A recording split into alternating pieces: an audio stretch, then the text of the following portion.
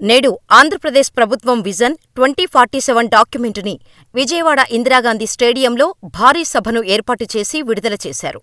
ఈ సందర్భంగా ఉప ముఖ్యమంత్రి హోదాలో పవన్ కళ్యాణ్ ఒక ప్రసంగం ఇచ్చి, ఆ తర్వాత చంద్రబాబు నాయుడు పక్కన కూర్చోగా చంద్రబాబు పవన్ కళ్యాణ్ చెవిలో చెప్పిన మాటలకు పవన్ కళ్యాణ్ షాకింగ్ రియాక్షన్ ఇచ్చాడు. దానికి సంబంధించిన వీడియో ఇప్పుడు సోషల్ మీడియాలో తెగ వైరల్గా మారింది. చంద్రబాబు నాయుడు, అల్లు అర్జున్ అరెస్ట్ అయిన విషయాన్ని చెప్పటం, దానికి పవన్ కళ్యాణ్ షాకింగ్ రియాక్షన్ ఇస్తూ అవునా, నిజమా అని స్పందించినట్టు ఎక్స్ప్రెషన్స్ పెట్టడం వంటివి జరిగినట్టు అభిమానులు సోషల్ మీడియాలో ఈ వీడియోను పోస్ట్ చేస్తున్నారు. Icon star Allu Arjun arrest ఘటన 2 తెలుగు రాష్ట్రాల్లో సంచలనంగా మారింది.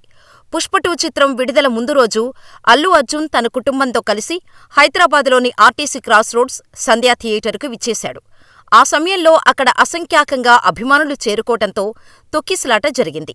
ఈ ఘటనలో రేవతి అనే మహిళ మృతి చెందటం శోచనీయంగా మారగా అల్లు అర్జున్పై ఆమె భర్త భాస్కర్ పోలీస్ స్టేషన్లో కంప్లైంట్ ఇచ్చాడు.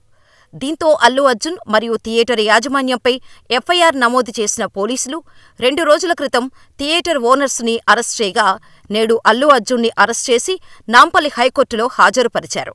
ఈ కేసుపై విచారణ జరిపిన హైకోర్టు అల్లు అర్జున్కి 14 రోజుల పాటు రిమాండ్ను విధించింది. దీంతో అల్లు అర్జున్ని పోలీసులు చంచల్గూడ జైలుకు తరలించారు. బెయిలు వస్తుందని ఆశించిన ఆయన అభిమానులకు చివరకు నిరాశే మిగిలింది. ఇదంతా పక్కన పెడితే ఈ విషయాన్ని తెలుసుకున్న మెగా ఫ్యామిలీ అల్లు అర్జున్ ఇంటికి వెళ్లారు. అల్లు అర్జున్ మేనమామ పవన్ కళ్యాణ్ కూడా కాసేపటి క్రితమే హైదరాబాదుకు విజయవాడ నుండి బయలుదేరాడు. మరోపక్క పవన్ కళ్యాణ్ అభిమానులు అల్లు అర్జున్ అరెస్టుపై తీవ్రమైన నిరసన వ్యక్తం చేశారు. ఇందులో కేవలం అల్లు అర్జున్ పొరపాటు మాత్రమే కాదు, పోలీసుల పొరపాటు కూడా ఉంది. కానీ ఒక్కడినే బలి చేయటం కరెక్ట్ కాదు.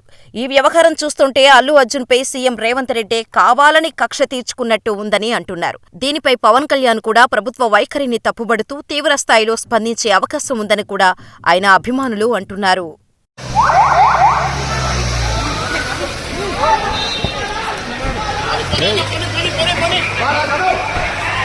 జాగ్రత్త